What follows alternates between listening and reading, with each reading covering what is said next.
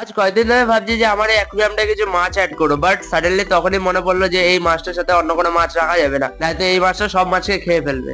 সঠিক বলেছেন।